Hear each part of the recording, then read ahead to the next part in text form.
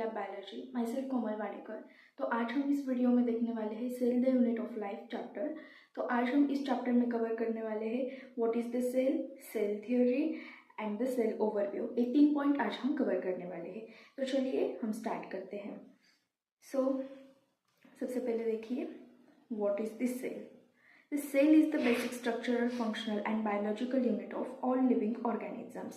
मतलब जो हमारा सेल होता है वो सारे लिविंग ऑर्गेनिजम्स में प्रेजेंट होता है, वो चाहे यूनिसेलुलर हो या फिर मल्टीसेलुलर हो। ठीक है, तो फिर आगे देखिए। Antonie von Leeuwenhoek first saw and described the life cell. Robert Brown later discovered the nucleus. मतलब सबसे पहले एंटोनी वॉन लीवेनहुक इन्होंने डिस्कवर किया था फर्स्ट लाइफ सेल, और जो हमारा डेड सेल था मतलब जो कि न्यूक्लियस, वो न्यूक्लियस डिस्कवर किया था रॉबर्ट ब्राउन ने। नेक्स्ट पॉइंट देखते हैं सेल थ्योरी। तो सेल थ्योरी फर्स्ट पॉइंट है उसमें, in 1838 Matthias Schleiden, a German botanist, examined plants and observed that all plants are composed of different kinds of cells which form the tissues of plants। मतलब जो हमारे Mathias श्लेडन थे उन्होंने हमें बताया plants के बारे में, और वो एक जर्मन बोटानिस्ट थे। ठीक है, इसमें हमें सिर्फ यही याद रखना है कि किसने कौन सी डिस्कवरी की और किसने कौन सी कब डिस्कवरी की, और माथियस श्लेडन जर्मन बोटानिस्ट थे या फिर जर्मन जूलॉजिस्ट थे, यह हमें याद रखना है। तो आगे देखिए, हमारा अगला पॉइंट है थियोडोर श्वान, a German zoologist, in 1839 studied different types of animal cells and reported that cells had a thinner outer layer which is called as the, आज हम उसको बोलते हैं प्लाज्मा मेम्ब्रेन। मतलब उन्होंने बताया, आज हम जिस चीज़ को प्लाज्मा मेम्ब्रेन बोलते हैं, तो उन्होंने बताया उन्होंने तब डिस्कवर किया था। कब डिस्कवर किया था? तो उन्होंने डिस्कवर किया था 1839 में, और एनसीईआरटी ने चेंज करके दोनों को अभी क्या कर दिया है, दोनों को जर्मन बोटानिस्ट और दोनों को जर्मन जूलॉजिस्ट, मतलब दोनों की कंट्री सेम कर दी है, दोनों की कंट्री जर्मन बता दी है। पहले थियोडोर श्वान और जो हमारे माथियस श्लेडन है, उन दोनों की जो कंट्रीज थी वो अलग अलग थी। ठीक है, तो आगे देखिए, मतलब थियोडोर श्वान ने 1839 में, जो कि एक जूलॉजिस्ट थे, जो कि एक जर्मन जूलॉजिस्ट थे, उन्होंने हमारे किसके बारे में बताया, प्लाज्मा मेम्ब्रेन क्या होता है उसके बारे में बताया। आज की तारीख में हम प्लाज्मा मेम्ब्रेन जिस चीज़ को बोलते हैं उस चीज़ को उन्होंने 1839 में क्या बताया था कि हमारे सेल के अराउंड एक थीन लेयर प्रेजेंट होती है, और उसी थीन लेयर को आज हम क्या बोलते हैं, प्लाज्मा मेम्ब्रेन बोलते हैं। तो आगे देखिए, Schleiden and Schwann together formulated the cell theory. This theory, however, did not explain as to how new cells were formed. मतलब Schleiden and Schwann इन दोनों ने मिलकर सेल थ्योरी बनाई, लेकिन उन दोनों ने ये नहीं बताया कि न्यू सेल्स कैसे फॉर्म होते। तो आगे देखिए कि हमें किसने बताया कि न्यू सेल्स कैसे फॉर्म होते। तो देखिए अगला पॉइंट है हमारा, Rudolf Virchow in 1855 first explained that cells divided and new cells are formed from the pre-existing cells. This is called as omnicellular ecellular। मतलब जो रुडोल्फ वर्चॉव थे उन्होंने हमें 1855 में बताया कि जो हमारे न्यू सेल्स होते हैं वो न्यू सेल्स हमारे कैसे बनते हैं, मतलब जो प्री एग्जिस्टिंग सेल्स, मतलब जो हमारे पुराने सेल्स हैं उस पुराने सेल्स से ही हमारे क्या बनते हैं, न्यू सेल्स बनते हैं। तो कैसे बनते हैं, मतलब हमारा एक ए वाला जो है यह हमारा पुराना सेल है, तो ये पुराना सेल डिवाइड होके 2 में डिवाइड होगा, तो ऐसे ही क्या बनते हैं, तो हमारे न्यू सेल्स फॉर्म होते हैं। मतलब एक सेल है वो एक सेल 2 में डिवाइड होगा, और उसी से मतलब पुराने सेल से ही 2 न्यू सेल्स फॉर्म हो गए, और उसी कंसेप्ट को उन्होंने क्या नाम दिया, ओमनिसेलुलर ई-सेलुलर। तो आगे देखिए, he modified the hypothesis of Schleiden and Schwann to give the cell theory a final shape.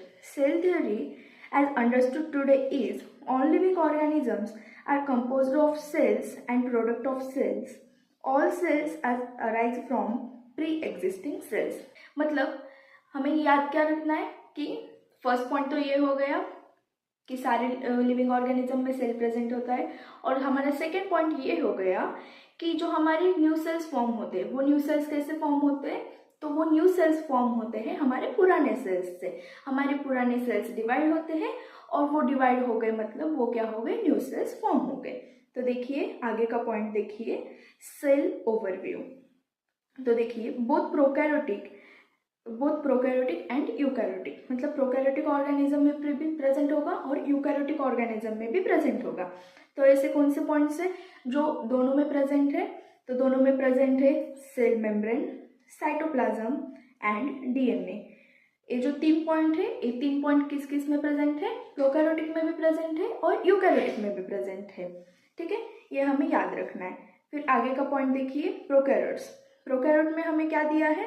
Prokaryote में हमें दिया है कि नो मेम्ब्रेन बाउंड ऑर्गेनेलिज, मतलब प्रोकैरियोटिक में मेम्ब्रेन बाउंड ऑर्गेनेलिज प्रेजेंट नहीं होते। ठीक है, तो फिर आगे का देखिए, eukaryotes. Eukaryotes have membrane bound organelles, centrosome and ribosome. Eukaryotic में क्या क्या प्रेजेंट होते हैं? एक तो मेम्ब्रेन बाउंड ऑर्गेनेलिज हो गए, फिर सेंट्रोसोम हो गए और फिर राइबोसोम हो गए। ये तीनों किस में प्रेजेंट होते हैं? यूकैरियोटिक्स में प्रेजेंट होते हैं। प्रोकैरियोट्स में क्या अब्सेंट रहता है? प्रोकैरियोट्स में अब्सेंट रहता है मेम्ब्रेन बाउंड ऑर्गेनेलिज। तो आगे देखिए, plants outer membrane is cell wall and animals do not have cell wall. ये हमें याद रखने हैं पॉइंट्स कि प्लांट्स में सेल वॉल प्रेजेंट रहती है और एनिमल्स में सेल वॉल अब्सेंट रहती है। मतलब हम भी जो है, ह्यूमन बींग्स भी जो है, ह्यूमन बींग्स भी किस में आते हैं? एनिमल्स में ही आते हैं। तो हमारे अंदर सेल वॉल है?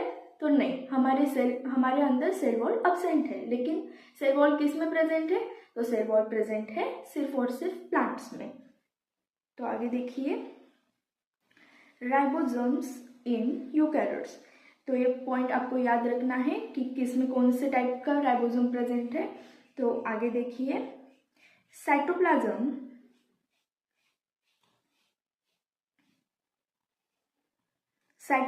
has the 80S ribosome, mitochondria has the 70S ribosome, chloroplast also has the 70S ribosome, rough endoplasmic reticulum has the 80S ribosome। तो हमें ये 4 पॉइंट याद रखने हैं कि किस में कौन सा राइबोसोम प्रेजेंट है। तो साइटोप्लाज्म में कौन सा राइबोसोम प्रेजेंट है? तो साइटोप्लाज्म में प्रेजेंट है हमारा 80S राइबोसोम। और माइटोकॉन्ड्रिया में कौन सा राइबोसोम प्रेजेंट है? तो माइटोकॉन्ड्रिया में प्रेजेंट है हमारा 70S राइबोसोम। क्लोरोप्लास्ट में भी प्रेजेंट है 70S राइबोसोम। और रफ एंडोप्लाज्मिक रेटिकुलम में कौन सा प्रेजेंट है? तो रफ एंडोप्लाज्मिक रेटिकुलम में प्रेजेंट है हमारा 80S राइबोसोम। तो आगे देखिए, सेल साइज। लार्जेस्ट सेल जो होता है वो है egg of an ostrich. Smallest cell है वो है माइकोप्लाज्मा, जिसकी साइज है 0.3 माइक्रोमीटर। और बैक्टीरिया जो है, बैक्टीरिया की साइज है 3 to 5 माइक्रोमीटर। और लॉन्गेस्ट सेल हमारा कौन सा है? हमारा लॉन्गेस्ट सेल है नर्व सेल, जो कि ह्यूमन बीइंग में प्रेजेंट होता है। और जो ह्यूमन आरबीसी है, ह्यूमन आरबीसी की साइज क्या है? ह्यूमन आरबीसी की साइज है 7.0 माइक्रोमीटर। तो देखिए हम फिर से याद करते हैं, लार्जेस्ट सेल कौन सा है? लार्जेस्ट सेल है egg of an ostrich. Smallest cell कौन सा है? तो स्मॉलेस्ट सेल है माइकोप्लाज्मा, जिसकी साइज क्या है? 0.3 माइक्रोमीटर। और जो हमारा बैक्टीरिया है, बैक्टीरिया की साइज क्या है? 3 to 5 माइक्रोमीटर। और जो हमारा लॉन्गेस्ट सेल है, जो कि हमारे ह्यूमन बीइंग में प्रेजेंट होता है, लॉन्गेस्ट सेल कौन सा है? लॉन्गेस्ट सेल है हमारा नर्व सेल। और ये रेड ब्लड सेल्स की साइज होती है 7.0 माइक्रोमीटर इन डायामीटर। तो आगे देखिए, शेप ऑफ सेल। तो यहाँ में आप एनसीईआरटी में भी देख सकते हो कि हमें शेप्स दिखाए गए हैं सेल की। तो देखिए कौन से टाइप है। तो फर्स्ट है आरबीसी। आरबीसी का कौन सा है shape? Round and biconcave. RBC के शेप है राउंड एंड बाइकॉन्केव। और जो हमारा व्हाइट ब्लड सेल है, व्हाइट ब्लड सेल की शेप क्या है? व्हाइट ब्लड सेल की अमीबॉइड शेप है। व्हाइट ब्लड सेल की अमीबॉइड शेप है, दैट मीन्स क्या है कि उसकी कोई फिक्स शेप नहीं रहती, जैसे कि हमारा अमीबा और पैरामीशियम। ये भी क्या है? ये भी अमीबॉइड शेप है, मतलब इनकी कोई स्पेसिफिक शेप नहीं होती। तो ये है हमारे अमीबॉइड शेप। अमीबॉइड शेप हमारे कौन से है? तो अमीबॉइड शेप हमारे है व्हाइट ब्लड सेल्स के। और जो हमारे कॉलमनार एपिथेलियल सेल्स है वो कैसे दिख रहे हैं? हमें लंबे लंबे दिख रहे हैं। यहाँ पिक्चर में आप देख सकते हो कि हमें लंबे लंबे दिख रहे हैं कॉलमनार एपिथेलियल सेल्स। तो उसकी साइज क्या होगी, मतलब उसकी शेप क्या होगी कॉलमनार एपिथेलियल सेल्स की। तो कॉलमनार एपिथेलियल सेल्स की शेप है हमारी लॉन्ग एंड नैरो, मतलब वो लंबे लंबे होते हैं लेकिन उनकी जो साइज है, ऐसी जो विड्थ है उनकी, वो छोटी सी होती है। तो इसलिए वो लॉन्ग है, मतलब लंबे लंबे है, और उनकी विड्थ छोटी सी है, तो उनकी शेप हो गई लॉन्ग एंड नैरो। तो आगे देखिए, आगे हमें दिया है नर्व सेल जो कि ह्यूमन बीइंग में प्रेजेंट होता है। तो देखिए ह्यूमन बीइंग में जो सबसे लॉन्गेस्ट सेल है, वो लॉन्गेस्ट सेल कौन सा है, तो वो लॉन्गेस्ट सेल है नर्व सेल। तो देखिए आगे, नर्व सेल की शेप कैसी रहती है, branched and long. Nerve cell की शेप कैसी रहती है, ब्रांच्ड एंड लॉन्ग। तो देखिए यहाँ पे दिखाया गया है कि कैसी उसकी शेप है। और आगे देखिए ट्रैकियाइड। ट्रैकियाइड, जो ट्रैकियाइड की जो शेप होती है हमारी, ट्रैकियाइड की शेप होती है इलोंगेटेड शेप। और लास्ट है हमारा मेसोफिल सेल। मेसोफिल सेल्स की शेप कैसी होती है, तो मेसोफिल सेल्स की शेप होती है राउंड एंड ओवल। तो आगे देखिए शेप्स ऑफ सेल। हमारे सेल के शेप होते हैं 6 टाइप के। फर्स्ट है इरेगुलर, सेकेंड है क्यूबॉइड, थर्ड है कॉलमनार, फोर्थ है पॉलीगोनल, फिफ्थ है डिस्क लाइक एंड सिक्स्थ है थ्रेड लाइक। जो थ्रेड लाइक है, वो थ्रेड लाइक शेप किस में प्रेजेंट होता है, तो वो थ्रेड लाइक शेप प्रेजेंट होता है हमारे नर्व सेल में। जो इरेगुलर है, वो इरेगुलर शेप किस में प्रेजेंट होता है, कौन सी सेल में प्रेजेंट होता है, वो इरेगुलर शेप का जो सेल होता है हमारा, वो होता है हमारा आरबीसी। और क्यूबॉइड जो होता है, वो क्यूबॉइड कौन सा रहता है, क्यूबॉइड रहता है मेसोफिल सेल्स। और कॉलमनार जो रहता है, कॉलमनार कौन सा रहता है, तो वो एपिथेलियल सेल्स का रहता है। तो ये हो गया हमारा आज का lecture. Thank you for watching.